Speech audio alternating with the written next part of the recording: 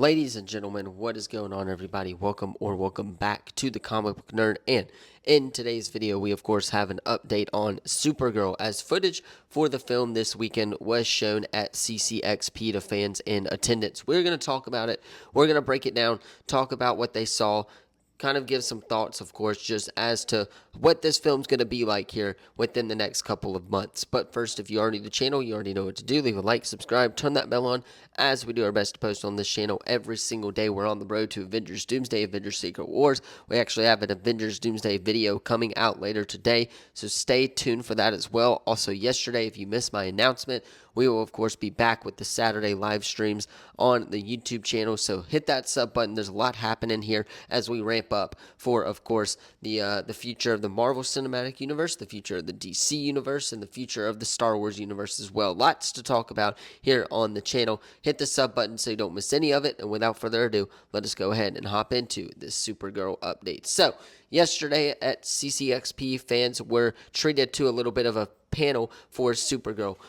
They got the first 15 minutes of the film, and a new trailer was also shown at the convention, as well as the footage that was shown at CCXP featured Kara and Ruthie on a bus being robbed by female alien assassinations, stealing a sword and a watch, sparking a fight.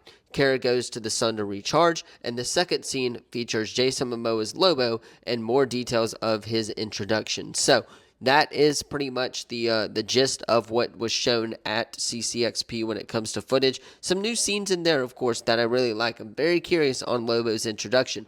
Very much looking forward to that. Also, very much looking forward to see Kara going to the sun to recharge instead of actually having a machine, which we'll talk about here in this film in a second. Now, I will say this. It's not the full 15-minute description, but it does kind of give us an idea of what's to come in the film, as it's very Guardians of the Galaxy-like, just like James Gunn said it would be.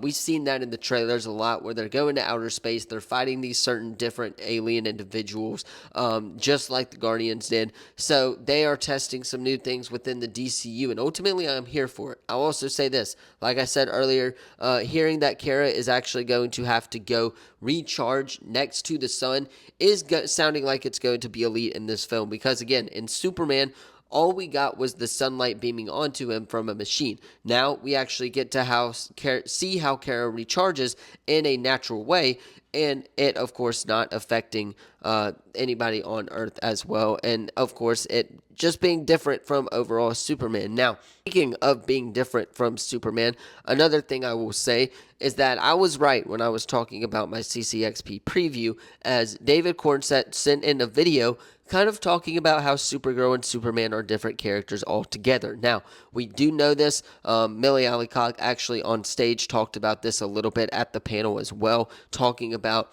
hey, Kara is more violent and wants to do it her way rather than kind of do it the system's way in superhero terms, right? We've actually seen that in Daredevil Born Again as well. Not to compare Marvel and DC, but we've seen that too. So again, there are going to be differences between Kara and Clark in this film, and ultimately I'm very curious to see if they do end up working together at the end of the movie, or if Superman just is kind of going to go do his own thing and not really care that much about his cousin, if of course she does not want to come back to Earth. So I'm very curious on that, and I'm very curious on how Supergirl and Superman are going to be different here in Supergirl this film as well. Now, the second scene, like I said, that we know of is Lobo. Lobo was featured for a little bit, as we saw more details of his introduction, and I'm very curious to see Lobo's backstory. I know, of course, his backstory in the comics is probably going to be a little bit different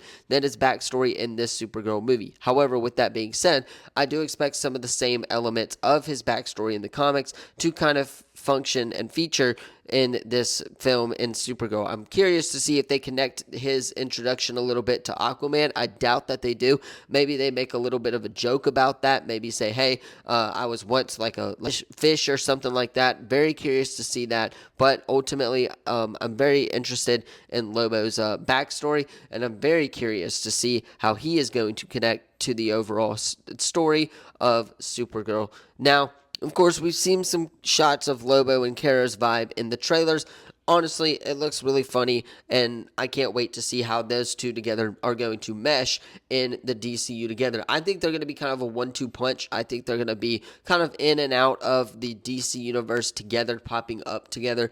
I do think they're going to team up, go their separate ways, but ultimately, once they do get back together in some sort of DCEU version of whatever they're going to do here in this universe, they will, of course, have their moment, and ultimately, I think they're going to be kind of keeping close tabs on each other. I will say that. So, honestly, I am glad they're taking their time with the marketing for Supergirl because I don't want them to reveal too much. We've seen this in the past with Marvel, Disney, of course, revealing way too much than they need to be for this movie. And yes, they revealed Superman, but they did it in a really good way that connects the two characters together and connecting the two characters to the overall story of the DC Universe as well. So, again, once people go start to see this movie and kind of enjoy it for what it is, I think more people are going to start talking about it, getting more fans to show up into the theater. I get it's not the Superman, it's not the Spider-Man, it's not the Batman, but I do think Supergirl is going to be a good time, and I would expect to start getting 30-second clips of this movie every single day.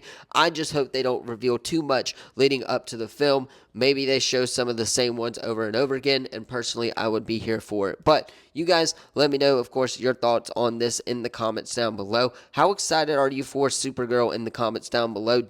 Are you looking forward to it? Are you not? Let me know in the comments down below. Personally, I'm very curious to see her connection to the DCU and how that's going to impact kind of the other main characters that we would get here as a DCEU kind of extended version here, maybe in this new DCU. But we will have to wait and see on that. Let me know what you thought of the video in the comments down below. Like I said, don't forget to like, subscribe, turn that bell on as we do our best to post on this channel every single day. Saturday live streams are back this Saturday as well, so come join us probably about 6 or 7 or so. I know that's kind of the funny joke, but kind of about that time is when we will start on Saturday. So come join us, hang out, get a little nighttime stream in before you guys hit the hay, and it'll be some fun for sure. But hit the sub button, leave a comment so you don't miss out on any of the latest videos.